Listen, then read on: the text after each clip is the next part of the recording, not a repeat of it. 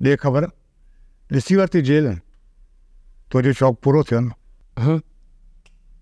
शौक़ु किथे पूरो थींदो यार। तुंहिंजी जेल विज़िट करण खां पोइ एतिरा आइडिया आया आहिनि ज़हन में, एतिरा नवां आइडियाज़ जो तुंहिंजी सोच हूंदी।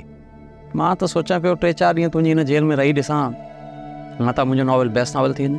त पोइ वञी ऐं ख़ान साहिबु हाकम अलीअ खे ॿुधाए त तो हुनजे धीअ सां खुफ़िया निकाह कयो आहे। वठंदी इन ॻाल्हि न आहे, पोइ घटि में घटि तोखे 2 सालनि ताईं जेल में अंदरि कराईंदो, तुंहिंजो मसइलो हल थी वेंदो।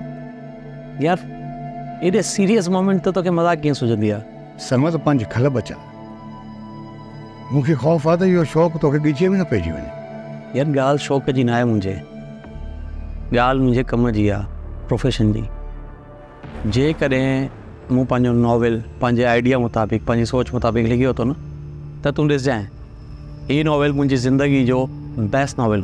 अख़बारनि ऐं रिसालनि में तुंहिंजा 2-4 आर्टिकल छा छपिया आहिनि, तुंहिंजो त मथो ई ख़राबु थी वियो।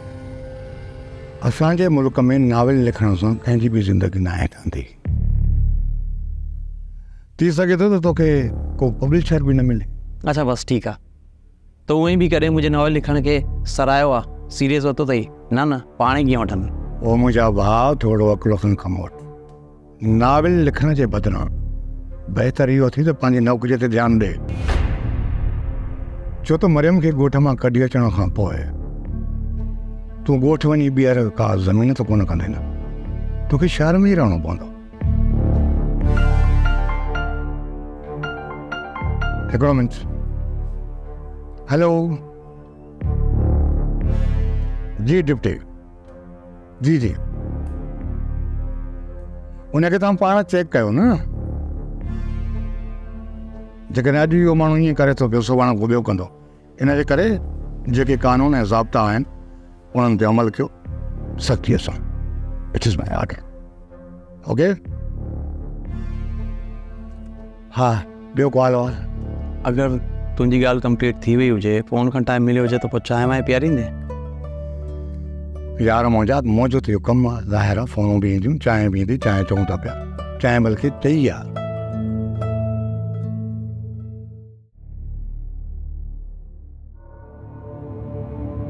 सरमद हेॾी रिस्क खणी मां तुंहिंजो निकाह करायो त भाभीअ खे छॾे ऐं तूं शहर वञी अचु। यार तूं सही पियो चईं, पर तोखे ख़बर न आहे, ॻोठ में सॼो हफ़्तो वेही इंतज़ारु करणु ॾाढो ॾुखियो आहे मुंहिंजे लाइ। कम से कम अजीब ॻाल्हि आहे त हिते छा तूं सुकून थी निंड कंदे? इहा आवाज़ सां जाए मित्र। यार क़ैदी ॾाढो कंदो, सुबुह खां वठी जेल में हंगामो लॻो पियो आहे। हा ठीकु आहे, पर तव्हांजो जेल जो अमलो बि त हुननि खे परेशान कंदो आहे बिला वजह। चरिया त न आहिनि कैदी जो बिला वजह ईअं शोर कंदा? न, ईअं न आहे। अक्सर कैदी मथे फिरिया हूंदा ऐं ॾोहारनि माण्हुनि ते को एतबार बि न आहे। नंढी नंढी ॻाल्हि ते बि अलाए छा खां छा करे वेंदा, हड़ताल कंदा, बारीकुनि में गोड़ कंदा, हिक ॿिए सां विढ़ंदा। जेल आहे। ख़ैर हा ठीकु आहे, पर हुसैन इन्हनि ते ध्यानु ॾियण जी ज़रूरत आहे। तो भी इंसान मां जे पेट मां कैदी थी न निकिरंदो, न मुजरिम। ओ सरमद, तोखे ख़बर न आहिनि ॾोहारनि जी। इन जी नफ़्सियात छा आहे उहो असां था सम्झूं। हा त पोइ ठीकु आहे, मां केतिरो दफ़ा तोखे रिक्वेस्ट कई आहे दोस्त हुजण जे बावजूदि, पोइ बि तूं न आहे मञी। विझी शायदि 2-3 ॾींहंनि जे लाइ जेल में, ॾिसी था वठूं। जेल अहिड़ो हंधु आहे, जेकॾहिं तो जहिड़ो शरीफ़ माण्हू बि जेल में हुजे नी त हुनजी शख़्सियत ई मटिजी वेंदी। उहो ॿुधो आहे न त माण्हू रंगु न मटाए, आदत ज़रूरु मटाए। माहौल ई अहिड़ो हूंदो आहे। बुज़दिल माण्हू बि जेकॾहिं जेल में हूंदो न, जेके वॾा ॾोहारी आहिनि न, हुनखे वॾो बहादुर करे छॾींदा, अहिड़ियूं अहिड़ियूं ॻाल्हियूं ॿुधाईंदा, अहिड़ा किसा ॿुधाईंदा पंहिंजी बहादुरीअ जा। हालांकि ग़लति आहे। यही त फीलिंग्स मूंखे कमी बियूं नॉवल लिखण में। यार ॾिस, तूं एहसान करी थो न, पूरो कर। ठीकु आहे, इहा बि तुंहिंजी ख़्वाहिश पूरी था कयां। बसि ख़्यालु कजांइ, ईअं न त कंहिं ॾोहारीअ जो रंग चढ़ी वञे। पंहिंजे कम सां कमु रखजांइ। ड्रामा सीरियल मक़तल तमामु एपिसोड्स ॾिसो हाणे HD क्वालिटीअ में।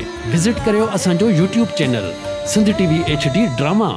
सब्सक्राइब कयो असांजो official YouTube channel Sindh TV HD drama ऐं वधीक अपडेट लाइ बेल आइकन खे क्लिक करियो।